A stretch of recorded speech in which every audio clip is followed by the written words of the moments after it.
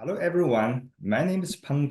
I am the director of the Master of Urban Design program in the Thomas Jefferson University in Philadelphia, and the Asia Regional Director of the Council on Tall Buildings and Urban Habitat.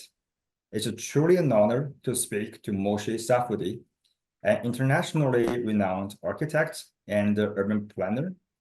Moshe has designed some of the world's most influential architecture and urban projects, from Habitat 67 in Montreal, built in 1967, I think, with a forward-looking vision for urban housing through prefabrication construction, to Marina Bay Sands and the Changi Airport in Singapore, connecting buildings with nature and urban life. Deeply committed to the creation of an architecture and that responds to local and regional characteristics of landscape, climate, cultural heritage, place, and contemporary life. Moshe's catalog of work and contributions to the dialogue on sustainable urbanism are unsurpassed in contemporary practice. So Moshe, thanks so much again for taking your time with me today. A pleasure. My first question about density. It is widely accepted that concentration of people in high-density cities is more sustainable because of proximity to public transit systems, greater overall energy efficiency, lower carbon emissions, etc. However, densification is also considered to possibly contribute to many urban issues, such as urban heat island effect, traffic congestion, and even social isolation. We have seen many of your projects located in high-density urban environments in different cities and countries. So what are your design principles to address urban density? To me, density is a location-specific term. Do you have an ideal or even optimal density to respond to the local context when you design such projects? I think the question of optimizing density and reaching some method by which you can implement it is perhaps one of the central questions that face us as urbanists and as architects. Just to dramatize the question, in parts of the country, I'm thinking United States as a case study, you get the extraordinary densities of Midtown Manhattan and now other boroughs in New York. You get the densities of Chicago Loop. And then you get on a plane and you go to very prospering other parts of the country. Just coming back from Bentonville, Arkansas, headquarters of Walmart and many other big companies. And it's not only no high rise, I mean, it's really suburban sprawl still. So the same country seems to generate urban conditions in which it's assumed that the greatest density is the only workable solution to get the kind of complementary disciplines of industry and business to be close enough to each other, and then other places seem to be functioning very well with much lower densities, reaching the hospital in time, going shopping in their malls, and the two models are cohabiting the same country at the same time. And I think it tells us that density is something that we actually have more control of. And it's a good question to ask, what's driving and who drives density? I think that there's no question that certain economic activities, the kind of interaction that you get in a city like New York between finance and legal and cultural and advertising, having these cohabit in a singular place at close proximity has economic advantages, and they in part drive density. But between, say, an FAR of 5, an FAR of 10, and an FAR of 20, floor ratio area of that, is extraordinary divergence of quality of life, of economics, of risk of concentration. And that threshold that seems to be constantly pushing up in many mega cities, I don't think is driven by necessity of functional juxtaposition. I think it's driven by real estate speculation mostly. And that real estate speculation is to boost the density in the desirable places as far as you can go. Look at New York with its 120 or whatever it is, towers overlooking Central Park. That's the necessity of billionaires to show off and to get a great view and spend, hundreds of millions on housing where the rest of the population are sort of unrelated. These are driven by forces which are not urban and real. They're more ego, and so it goes with the mega towers that are being contemplated. I understand that now we're into the 2-kilometer high tower. These are not driven by any kind of urban consideration. They're driven by other kinds of forces.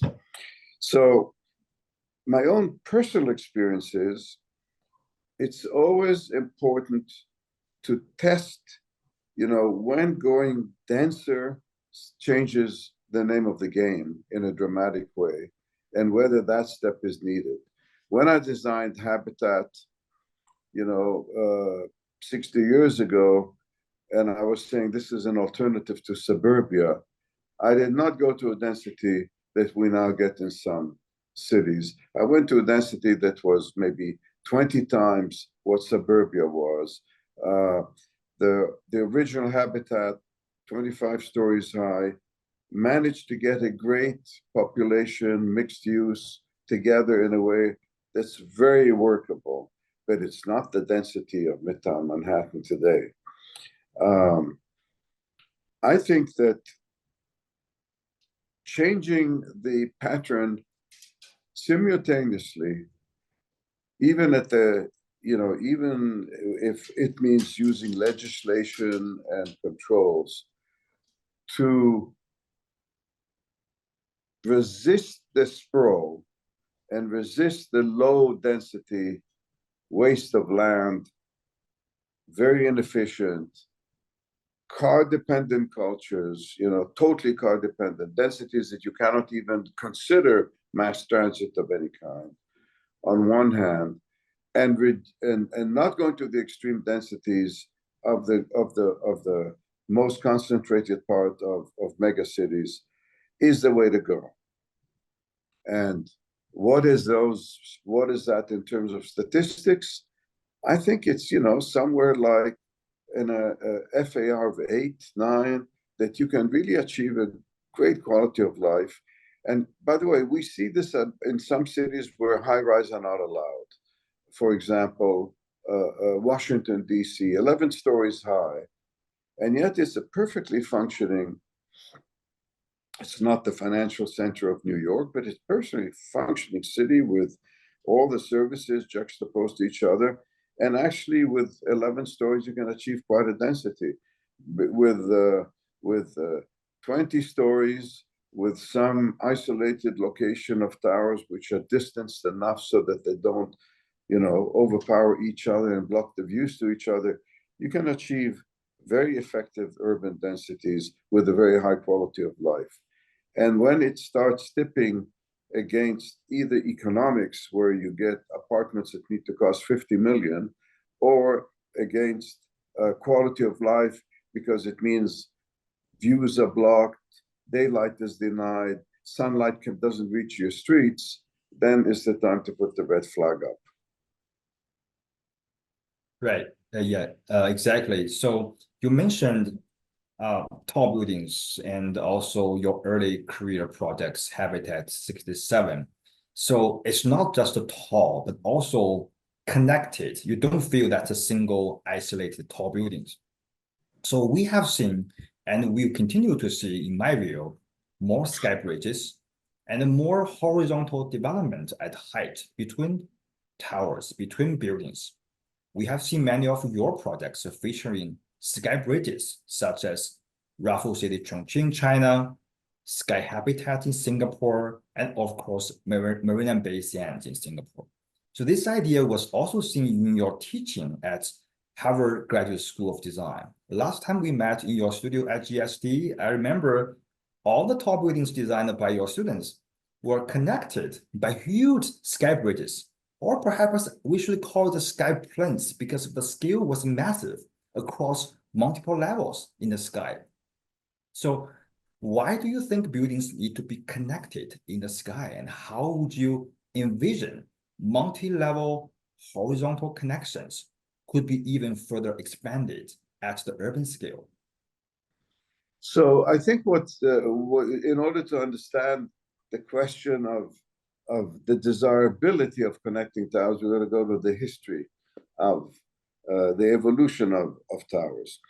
Basically, they evolved quite slowly at the beginning of the 20th century, but they evolved in cities where there was already a fixed street pattern and parcelization.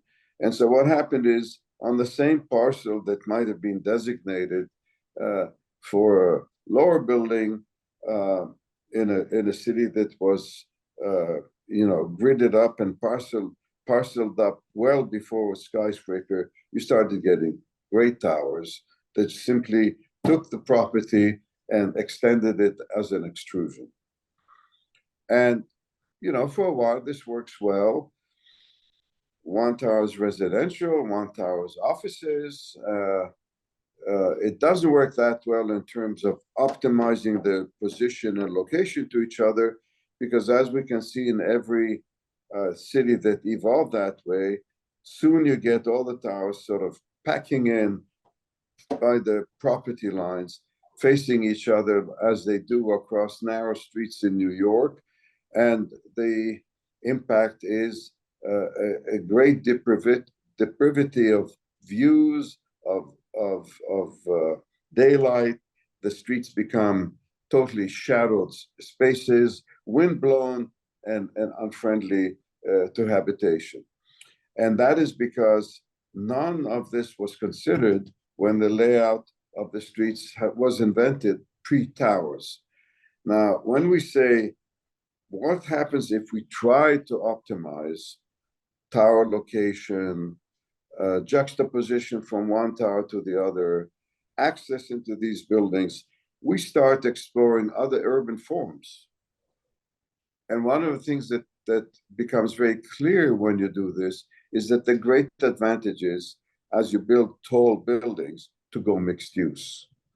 And the reason there's advantage for going mixed use is that, for example, certain functions like residential have different footprints, different sizes than, say, offices, which tend to be larger footprints, larger sizes, different requirements for daylight and sunlight. Retail, again, is different than the spaces which require less light. When you mixed use, you can optimize this within the three-dimensional fabric. But what you also discover is that limiting the connectivity of towers only to the ground plane is too restrictive, because you cannot actually create path of movement other than in one plane. So everybody's going to go down and then go across and go up again for whatever function is supposed to be served. So linking towers opens up totally new possibilities of urban design. It takes the heat off the street level. We don't want to kill the street level, but it also creates the opportunity for true public realm at upper levels of the city. And the advantages are amazing. And if it's done on a systematic basis, where these linkages start linking on and on in the city, you're getting new matrices of opportunities of organizing public life. And that is very seductive. And when you add to it the opportunities for views and I mean, you go up at Marina Bay Sands and you're on the Sky Park. You're not just in the park. You know, you see Indonesia on one side and Malaysia on the other side, and the best views in the world, and it's just an exhilarating experience at the same time. So I think this is an evolution that's here to stay and is going to maximize and improve many opportunities. Yeah, of course. You mentioned the connectivities in the sky, and so the connection could be a system. And the projects you have designed, you use the nature as part of the system for buildings and cities. So research shows that green space in cities offer tremendous benefits, including contributing to climate change mitigation, strengthening social cohesion, and improving physical and mental health for people. So clearly, we need to integrate nature to our cities in all the ways possible. And you are one of the pioneers bringing nature to buildings in a radical way, not just horizontally, but also vertically. So apparently nature doesn't mean just planting the trees, but also means air, sun, and water. So one of your recent completed projects in Jewel Changji Airport, as we mentioned earlier, is a perfect example of connecting space, people, and nature in my view. When you design nature as part of the buildings and cities, what is your strategy to create truly meaningful green spaces beyond the simple just the green roof, green wall, sky gardens?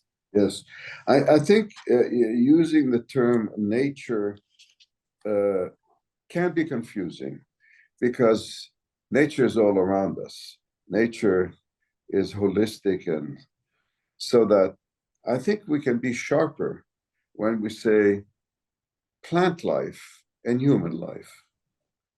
There are two forms, dominant forms of, of, of life on this planet, the whole world of plant life and human and animal life. And I think it is an accepted conclusion that human life evolved intertwined with plant life. And so as a species, we feel good and need the presence of plant life in our environment. There's no question about it that when people go to a park or to a forest and or to anywhere where there are gardens and surrounded by flowers and trees and all that, they have a sense of well-being. What's happened in the contemporary dense cities is that in the process of building them and the densities we just spoke about, people gave up and forgot about plant life altogether, except perhaps the token tree on the street, which had very little chance of surviving anyhow in the conditions that most streets and cities create. And so those of us who live in dense cities all of a sudden realize there's no plant life around. We want to be with plant life. We have to go out and away to the park or wherever, or to the countryside, and that's not satisfactory. So I concluded, very early as I became an architect, that this sense of garden, wanting to be with a garden, is why people go to the suburbs. They go to the suburbs because they'd rather be in a little house far away where they need to drive a long way, but have their tree and their grass and the plant life. So if you can produce plant life in high-rise buildings and be surrounded by plant life, then the sense of well-being will be restored in the denser city. Now, what's interesting about doing that is plants are less adaptive than people. If you take a person and put them in an environment that has very little daylight or sunlight or darkness, they'll survive for a long time. We are adaptable, as unfortunately we've seen. Plant lives, you put them inside a space that has no sunlight, there's no chlorophyll, process dies. So in order to be surrounded by plant life in the dense city, we got to create conditions that have plant life thrive, whether it is in an indoor environment like in Jewel at Changi, or whether it's on a terrace next to your apartment on the 30th floor, as it is in Habitat, Sky Habitat or Habitat in Montreal. You've got to create the conditions for the plants to thrive. And when you do that, you create a much better environment for people, because we thrive from the same conditions that plants thrive. And so to me, this realization that as we build denser, more complex cities, we must create a place, an opportunity for plant life to cohabitate with us, always. Whether it's an office building, whether it's an apartment building, whether it's a shopping place, whether it's a street, plant life must cohabit with us. That's the key to well-being. I think that's the magic formula. Right, exactly. So Moshe, thank you so much again for taking your time with me today. The conversation has been really inspiring. I really appreciate that. Let's all work together to make our cities greener, denser, healthier, and well connected. Amen.